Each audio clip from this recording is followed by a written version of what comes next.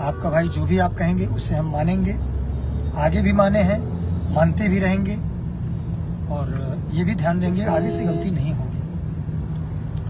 दोस्तों हम अभी 2 दिन हॉस्पिटल में थे, कोबरा ने मुझे बाइट किया और 2 दिन से आज तीसरा दिन है।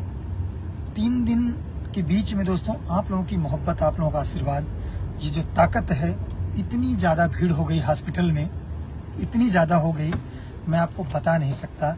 ये इसलिए नहीं बता सकता दोस्तों क्योंकि आपकी दुआओं में जो ये ताकत है, जो ये असर है, पूरा भूचाल आ गया। सोशल मीडिया पे आप लोगों ने सारा सिस्टम हिला दिया। इस बात को मैं दिल से कह रहा हूँ, इसमें कोई संकोच नहीं है, जो हकीकत है वो मैं बयां कर रहा हूँ। तो दोस्तों 2 दिन पहले सांप ने मुझे बाइट किया और मंगलवार का दिन था।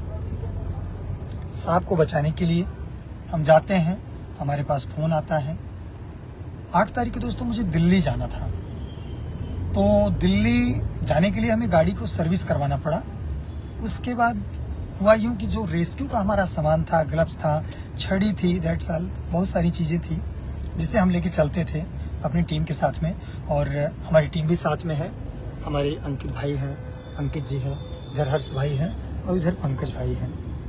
तो इसमें से 4 लोग हम लोग गए थे रेस्क्यू में। तो वहाँ सांप को बहुत ज़्यादा छेड़छाड़ दिया गया था और मुझे इस बात की भनक नहीं थी। गांव में दोस्तों सांपों को लेकर के ऐसी किंवदंतियाँ रहती हैं, दिल में ऐसा कौतूहल रहता है कि सांप देखते ही उसको छेड़छाड़, चोक चाक, परेशान करना, थोड़ा से टार्चर करना, कभी कभी मारना पीटना, इतना ज़्यादा एग्रेसिव कर देते हैं, उसको एक्टिव कर देते हैं आराम से सर, कि वो जो है पूरी तरीके से घात लगाए बैठा हुआ था। और वो घात लगाए बैठा हुआ था, उसकी मासूमियत को देख करके मेरे दिल में एक कशिश पैदा हुई कि रात भर से इसमें फंस करके बैठा है, चलिए इससे हम मोहब्बत से छुड़ा देते हैं। हमेशा का हाल वही रहा, कैंची उठाते हैं, जाते हैं, तो जैसे ही कैंची लगाते हैं कि उसकी स्किन कहीं ना कटने पाए।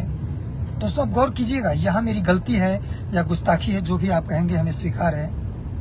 जैसे हम कैंची लगाते हैं उस धागा को काटने के लिए जिसमें वो फंसा हुआ है, तो हमारा पूरा ध्यान चला गया कि कैंची से उसकी स्किन न कटे, धागा कटे।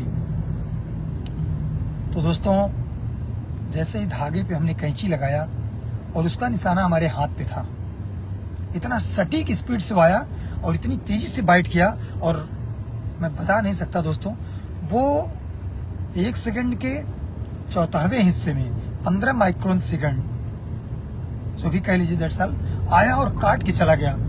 दोस्तों अब यूँ समझिए, जब वो आया, काटा और काट के जाने लगा, तब मुझे पता चला कि वो मुझे काट लिया है। फिर मैंने हाथ को पीछे किया, मुझे अपनी गलतियों का एहसास हुआ कि मैं जितना ध्यान उस पर दिया, जबकि दोस्तों उसके पहले मैंने ये सोचा इसके हुड को पकड़ करके हम काटते हैं। फिर लेकिन मैंने ये सोच लिया कि अगर काटने में 2-4 मिनट का टाइम जाता है तो हम उसके गर्दन को कब तक पकड़े रहेंगे, इसलिए हम उसके गर्दन को नहीं दबाएंगे, पहले उसको छुड़ा ही लेते हैं। यही मेरी गलती थी शायद। बाकी आप लोग मुझे कमेंट करके बताइए, जहाँ पर दिक्कत थी मैं मानूंगा, पीछे भी माना हूँ, आगे भी मानता रहूँगा। तो ये त्रुटियाँ होती हैं, आपका भाई ये गलती किया, सांप बाइट किया। हर रोज़ की बात, मेरी अपनी अच्छी आदत कहें दोस्तों, या गंदी आदत कहें, या मेरे अंदर का डर कहें, या मेरा एक्सपीरियंस कहें, या परिस्थिति जन्य आप कहें, जहाँ पर काटा हुआ था मैंने देखा कि उसके 2-3 दांत टूट करके मेरे उंगली में धंस गया, और जब 2-3 दांत उंगली में धंस गया तो मैंने अपनी दांतों से उसके दांतों को निकाला। गौर कीजिएगा दोस्तों, मैंने उसके दांतों को अपने दांतों से खींच के निकाल दिया और एक्सरे कराया। मुझे संशय था कि शायद उसका एक दांत हमारी उंगली में फंसा रह गया। हमारे पास एंटीवेनम था, हमारी टीम के लोगों ने कहा कि सर लगा दें, कैसे लगाएं, क्या करें। तो दोस्तों होता ये है कि आप जैसे सांप तो मुझे बाइट कर लिया, अब अगर हम टीम की बात माने तो वहाँ लापरवाहियाँ होती हैं। गौर कीजिए, सांप काटने के बाद दोस्तों जीवन की उल्टी गिनती शुरू हो जाती है। यदि वो वेनमस सांप काटा है, जहरीला सांप काटा है, और सही मात्रा में वेनम 20 से 25 मिलीग्राम अगर जहर इंजेक्ट कर दिया है बॉडी पार्ट में कहीं पे भी, तो आप जानलेवा है वो। तो मुझे लग गया कि सांप मुझे काट लिया और शायद कुछ भी हो सकता है। ऐसे में दोस्तों मैं फटाफट के अंदाज में आप लोगों के लिए आया और फटाक से उसको निकालने के बाद में फिर मैं 1 मिनट के अंदर सांप को जाल से काट के निकाल के झोले में पैक किया। फिर हमारे पास दोस्तों गाड़ी थी ब्रेजा, उसको स्टार्ट करना चाहा, वो स्टार्ट नहीं हो पाई और मेरा दिल फिर घबराने लगा। तो जिन्होंने मुझे फ़ोन करके बुलाया था वो भाई ने अपनी बाइक स्टार्ट किया। बाइक स्टार्ट करने के बाद में मुझको कहा कि चलिए सर मैं इसी से छोड़ देता हूँ। दोस्तों अच्छा ये हुआ, हमारे लिए सौभाग्य की बात ये हुई कि हमारी 4 व्हीलर नहीं स्टार्ट हुई। अगर वो स्टार्ट होती तो मैं 20 मिनट लेट हॉस्पिटल पहुंचता। ऐसे में दोस्तों मुझे बाइक से आना पड़ा फटाफट, शॉर्टकट रास्ते को अपनाते हुए 38 मिनट के अंदर मैं हॉस्पिटल पहुंचता हूं।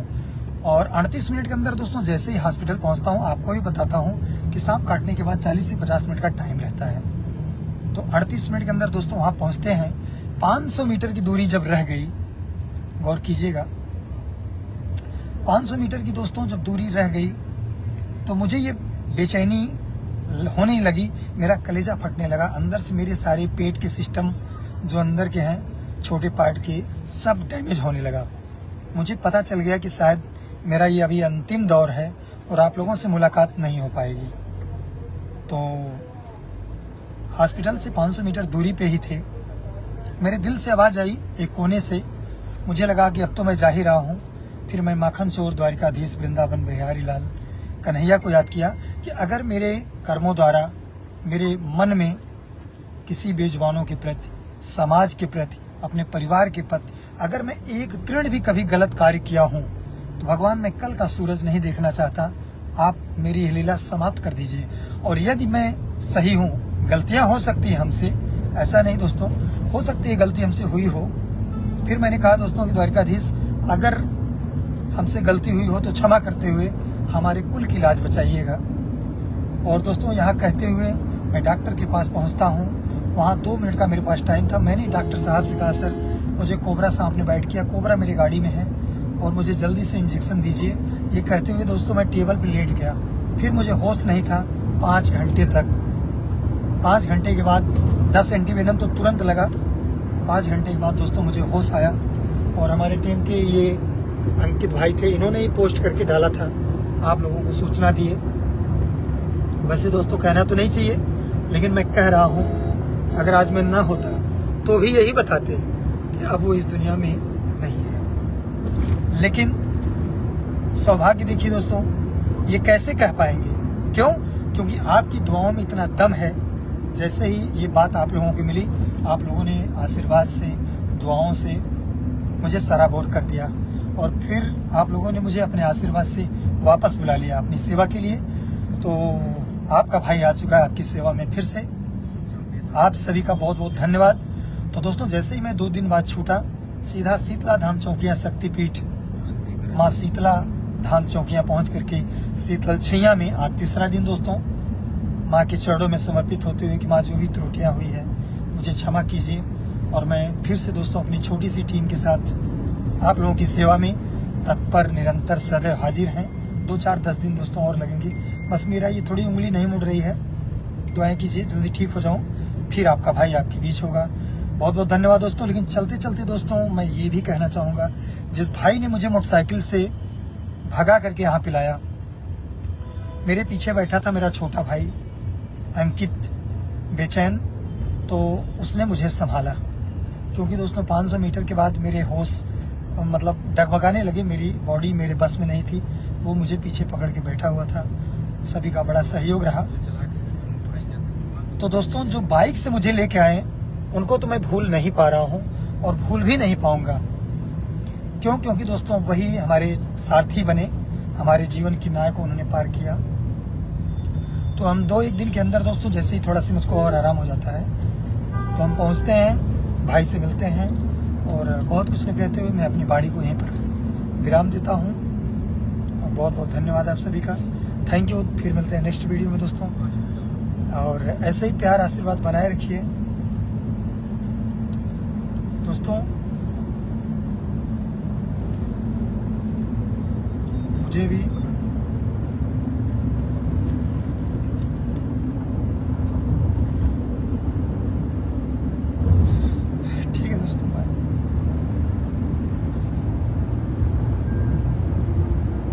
हेलो दोस्तों, गुड मॉर्निंग। आप सभी का स्वागत है हमारे प्यारे ब्लॉग्स में। दोस्तों, आज खुशखबरी की ये बात है कि अभी ठीक होके मुरली हौसला जी अभी जा रहे हैं अपने घर पे। और आप सब देख ही लिए वीडियो, कैसा वीडियो, और वीडियो में बने रहिए दोस्तों। और दोस्तों, इतना अच्छा लगा कि आप सबके प्यार और दुलार से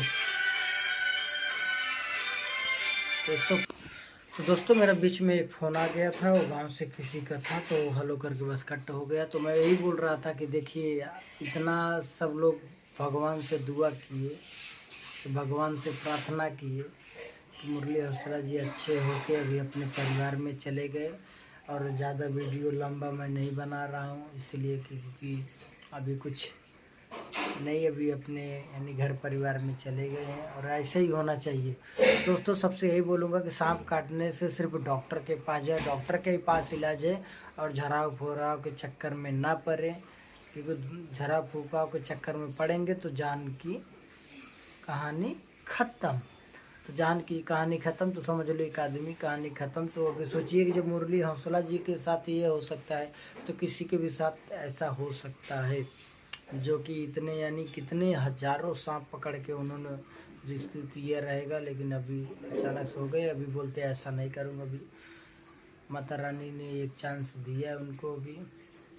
तो दोस्तों, मैं यही कहना चाहता हूँ, ज़्यादा बड़ा वीडियो भी नहीं बनाऊँगा क्योंकि अभी तो हो गया। और आप सब आगे देख लीजिए क्या हुआ है क्या नहीं हुआ है वीडियो में आप सब, और कितने अच्छे से वो चले गए घर पे। तो वीडियो में इतना, अगर यहाँ तक ले बने हो तो आप सबको बहुत बहुत धन्यवाद।